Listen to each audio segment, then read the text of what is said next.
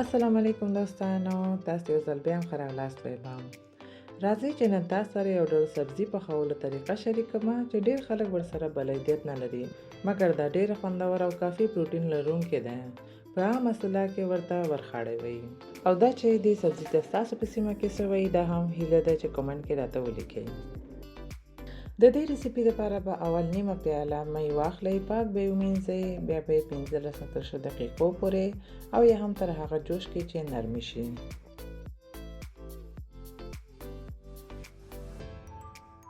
مۍ چې نرمې شوې دا به یو څنګ ته کېږدئ. ورپسې به 1 کیلو ورخاړی واخلئ. اول به ډنډو نه یې پاڼې جدا کړئ، ځکه چې یوازې پاڼې خوند یو په دوه کوي. ولې که تاسې غواړئ له ډنډو سره یې پوخ کړئ نو کولی شئ ډنډو سره یې میده کړئ.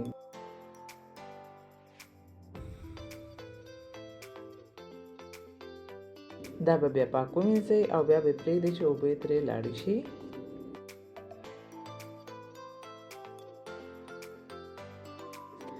ورپسې به یو دانه میانه سایز پیاز واخلئ، سپین به یې کړئ او بیا به یې میده میده کړئ.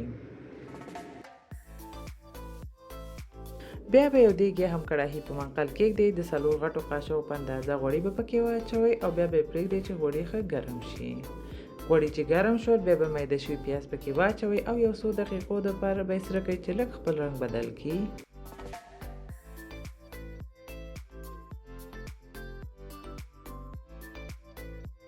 پیاز باید په دغه اندازه سره شي، بیخي ډېر سره کولو ته هم ضرورت نشته.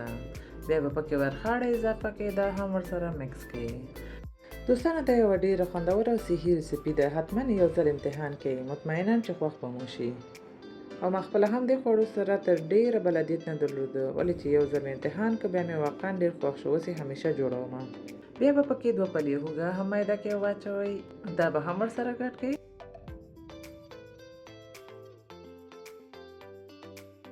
ورپسې به یو دانه شین یا هم سور مرچک میده کې پکې واچوئ. بیا به یو وړه قاشقه یا هم د ضرورت په اندازه مالګه هم واچوئ او سره ګډ به یې کړئ. ورپسې به نیمه وړه قاشقه د زیرې پوډر، یوه وړه قاشقه میده شوي سره مرچک او نیمه وړه قاشقه میده شوې وچه دڼیا به هم پکې واچوئ. بیا به دا ټول مواد ښه سره ګډ کړئ. بیا به یې 15 دقیقو دپاره همداسې نه ډېر تیز او نه ډېر کم اور باندې پوخ کړئ.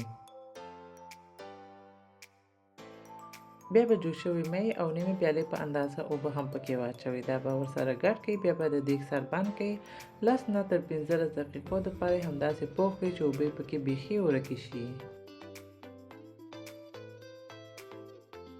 اوبه چې بیخي پکې ورکې شوې او غوړي را پرېښوده، بیا به دا خوندور خواړه بیخي تیار شي. بیا به د خپلې خوښې لوښي کې وباسئ، 1-2 ټوټې لیمو او پیازو سره یې ډیکور کړئ او بیا به یې ګرم ګرم ډوډۍ سره نوشیجان کړئ. دوستانو دا یوه ډېره خوندوره او مفیده خوړو ریسیپي، هیله ده چې خوښه شوې مو وي. که مو خوښه شوې وي لایک یې کړئ، خپل دوستانو سره شریک کړئ او که زما چینل مو تر اوسه سبسکرایب کړی نه وي نو سبسکرایب هم کړئ.